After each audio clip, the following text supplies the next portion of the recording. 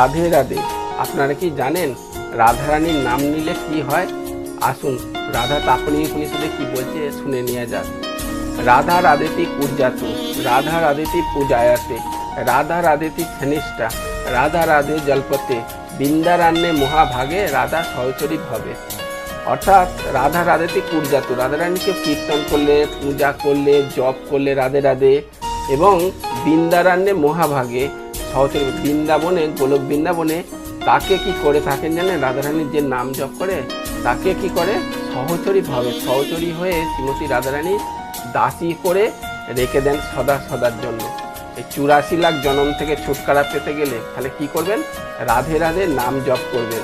তাহলে যদি বৃন্দাবনে, গোলক বৃন্দাবনে যদি আপনি যেতে চান তাহলে রাধে রাধে নাম জপ করবেন, অবশ্যই রাধারানী কৃপা করবেন।